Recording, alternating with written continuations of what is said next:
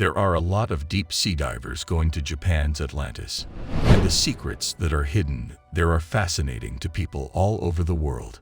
What mysteries does this underwater world hide? How did they hide it for so long? What makes these brave divers want to explore the depths? Can we find the stories that a society that went under the water forgot? We'll talk about the challenges and thrills that divers face, the allure of unknown worlds, and the breathtaking beauty of Japan's Atlantis as we dive into the depths of this amazing event. Deep-sea divers flocked to Japan's Atlantis after its discovery in 1987, and he was in charge of the Yonaguni Tourism Association. When he reached the very end of the island, he saw an underwater cliff face cut into a series of huge geometric steps with wide, flat horizontal surfaces and sheer, vertical stone risers. Deborah Dixon Smith, who dived for 10 minutes below the monument, shared her detailed story of how she swam into the monument. She described how she glided through a tight tunnel-like feature that opened out into a large, flat square. From there, she saw two huge columns that seemed to rise so high that they almost reached the surface of the water. After swimming past what looked like walls, she came to what looked like a stage. The interested diver wrote that there were big steps leading up to the stage and more steps leading to the higher floors of the building.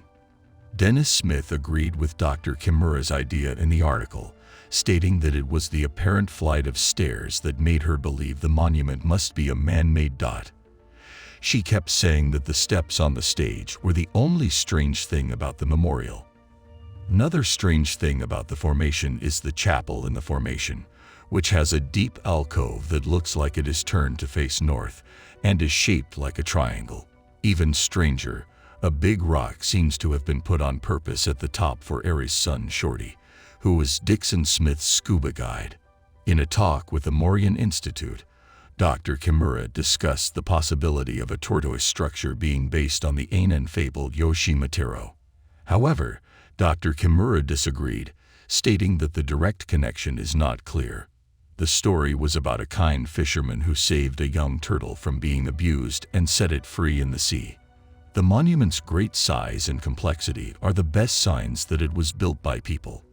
Dr. Schott has also looked at the spot on several dives to show that it is just a naturally occurring rock creation. He used science to back up his claim that the sandstones were formed by basic geology and classic stratigraphy. Dr. Kimura was skeptical when he first heard the story of a possible Atlantis lying under the waves of Japan, but seeing the site for the first time had blown his mind.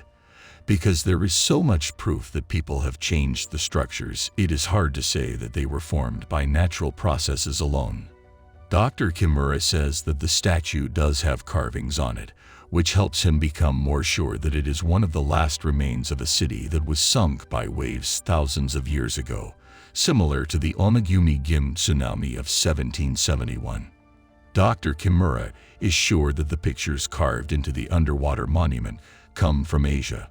He added an example to this idea to make it more clear: an underwater sphinx that looks like a Chinese or old Kainan. He is sure that the monument is not the only thing he has found in that part of briny deep. He has also found 5 temples, the broken remains of a castle, a stadium, and an atriumphal arch. The whole complex is linked by a network of roads and waterways, and the whole complex is protected by huge walls. People who support Dr. Kimura might wonder about the monument's perfectly straight stone steps. Dixon Smith said they had to have been made by humans since natural tectonic activity couldn't make a right angle. Dr. Schott questioned whether the steps were really as perfect as pictures showed them to be, and the right angles and balance don't always add up. Dr. Kimura, a leading scientist in the field of Yonaguni monuments, believes that the monument is mostly a man-made structure, indicating evidence of an early and advanced society. Dr. Schott, on the other hand, believes that the monument's surfaces are made up of solid living bedrock, with no part being made up of different rock blocks. This layer of biological matter makes the monument's surfaces appear more even and regular than they really are. Dr. Kimura has also suggested that some features of the monument were made or changed by humans, such as being terraformed, which means that the natural geology of the area has been changed or manipulated by humans. Dr. Schott supports this idea, admitting that he had limited dives and only had a short time to think about it. He also suggested that the monument might have been a mine where blocks were cut, using the rock's natural bedding joint and fracture lines to build other structures that are no longer there. Dr. Schott also mentioned that well-made old stone tools had been discovered that could have been used to shape some of the stone vessels and change the Yonaguni Monument. He also suggested that they might have been used as bases for stone, wood, or mud buildings that have since been destroyed, or as boat docks by people who lived in the area in the past. Despite their differing views, all agree that the Yonaguni Monument is a real historical artifact and should be treated with the care and respect it deserves. However, Okinawa Prefecture and the Japanese Agency for Cultural Affairs disagree. Many people believe that until the government knows for sure where the monument came from, it will never be officially recognized as a cultural site. This may also be for political reasons.